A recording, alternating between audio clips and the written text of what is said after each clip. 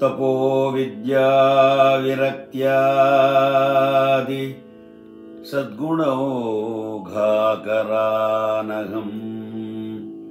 ವಾದಿರಾಜ ಗುರೂನ್ ವಂದೇ ಹಯಗ್ರೀವ ದಯಾಶ್ರಯಾನ್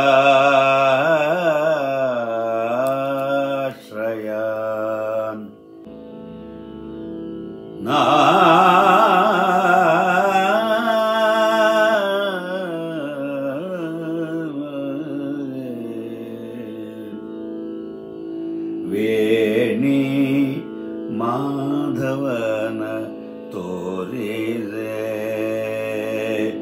ವೇಣಿ ಮಾಧವನ ತೋರಿದೆ ವೇಣಿ ಮಾಧವನ ತೋರಿದೆ. ಎಲ್ರಿಗೂ ನಮಸ್ಕಾರ. ಕನ್ನಡ ಭಾಷೆ, ಕನ್ನಡದ ಸೇವೆ ಅನ್ನುವುದು ಅದರ ವಿಸ್ತಾರತೆ ಬಹಳ ದೊಡ್ಡದು. ಕನ್ನಡಕ್ಕಾಗಿ ಹೇಗೆ ಸೇವೆ ಮಾಡಬೇಕು ಅನ್ನುವಂಥದ್ದು ಬರೀ ಹೋರಾಟ ಮಾಡಿ ಸತ್ಯಾಗ್ರಹ ಮಾಡೋದು ಒಂದೇ ಅಲ್ಲ, ಅದೊಂದು ರೀತಿ ಅಷ್ಟೇ.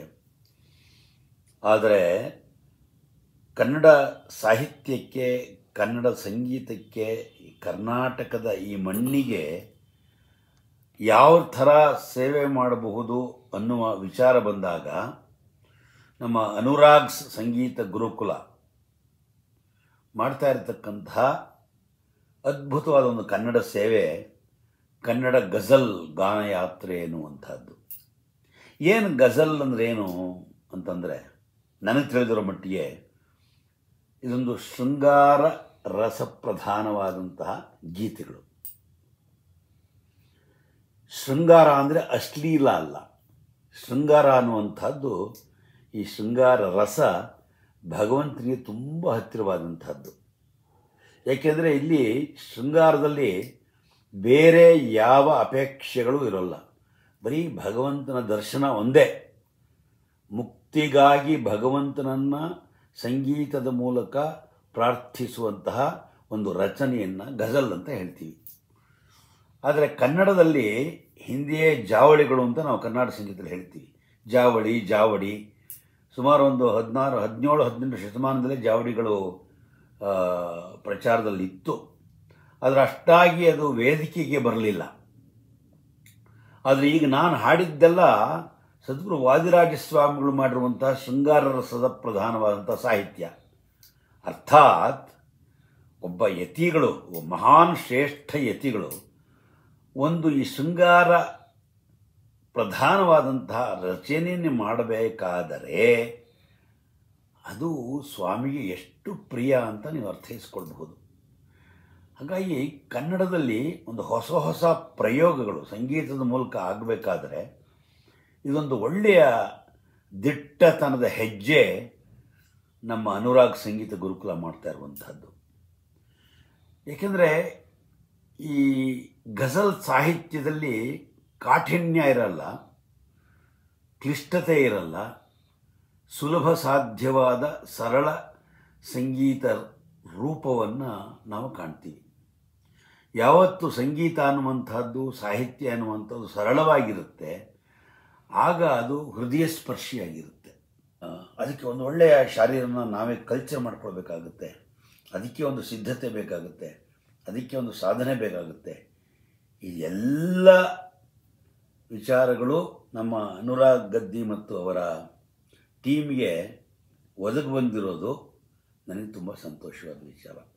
ಒಬ್ಬ ಯುವ ಪ್ರತಿಭಾವಂತ ವಿದ್ವಾಂಸನಾಗಿ, ಯುವ ಪ್ರತಿಭಾವಂತ ಗಾಯಕನಾಗಿ ಇಂಥ ಒಂದು ಹೊಸ ದೃಷ್ಟಿಯ ಮನೋಭಾವವನ್ನು, ದೃಷ್ಟಿಯನ್ನು ಇಟ್ಕೊಂಡು ಹೊಸತನವನ್ನು ಕನ್ನಡಕ್ಕಾಗಿ, ಕನ್ನಡದ ಮಣ್ಣಿಗಾಗಿ, ಈ ಕರ್ನಾಟಕದ ಮಹಾನ್ ಸಂಸ್ಕೃತಿಗಾಗಿ ಬಹುಶಃ ನಮ್ಮ ಅನುರಾಗ್ ಗದ್ದಿ ಡಿವೋಟ್ ಮಾಡಿಬಿಟ್ಟಿದ್ದಾರೆ ಅವ್ರ ಲೈಫ್ನ ಅಂತ ಅನಿಸುತ್ತೆ. ಕೃಷ್ಣ ಹೇಳ್ತಾನೆ, ಕರ್ಮಣ್ಯೇವಾಧಿಕಾರಸ್ಥೆ ಮಾ ಫಲೇಶು ಕದಾಚನ. ನೀನು ಮಾಡೋದು ಮಾಡು, ಫಲ ಬರುತ್ತೋ ಬಿಡುತ್ತೋ, ಫಲ ಬಂದೇ ಬರುತ್ತೆ. ದುಡ್ಡು ಅಂತಲೇ ಅಲ್ಲ, ಜನ ಜನ ನಮ್ಮನ್ನು ಇಷ್ಟಪಟ್ಟು ಜನ ನಮಗೆ ಆಶೀರ್ವಾದ ಮಾಡಿದ್ರೆ ಅದೇ ದೊಡ್ಡ ಆಸ್ತಿ ನಮಗೆ. ಅದು ಗಾಯನ ಕಲಾವಿದ, ಸಂಗೀತ ಕಲಾವಿದರಿಗೆ ಯಾವುದಪ್ಪ ಆಸ್ತಿ ಅಂದರೆ ಶ್ರೋತೃಗಳು. ಅವ್ರು ಬಂದು ನಾಲ್ಕು ಒಳ್ಳೆ ಮಾತಾಡಿ ಒಂದು ಚಪ್ಪಾಳೆ ಹೊಡೆದ್ರೆ ಇನ್ನು ಅದಕ್ಕೆ ಅಲ್ಲಿ ಸಿಗುವಂಥ ತೃಪ್ತಿ, ಆನಂದ, ಖುಷಿ ಇನ್ಯಾವುದೂ ಇರೋದಿಲ್ಲ. ದುಡ್ಡು ಅಲ್ಲಿ ಲೆಕ್ಕಕ್ಕೆ ಬರೋಲ್ಲ. 1,00,000 ಕೊಟ್ಟರು ಎಲ್ಲೋ ಒಂದು ಕಡೆ ಕಾಡಲ್ಲಿ ಕೂತ್ಕೊಂಡು ಹಾಡೋದು ಏನು ಪ್ರಯೋಜನ ಆಗುತ್ತೆ? ಶ್ರೋತೃಗಳ ಮುಂದೆ ಹಾಡಿ, ಶ್ರೋತೃಗಳು ಒಂದೆರಡು ಒಳ್ಳೆ ಮಾತಾಡಿದ್ರೆ ಕಲಾವಿದನಿಗೆ ಸಿಗುವಂಥ ನೆಮ್ಮದಿ ಇನ್ಯಾವುದ್ರಲ್ಲೂ ಸಿಗಲ್ಲ.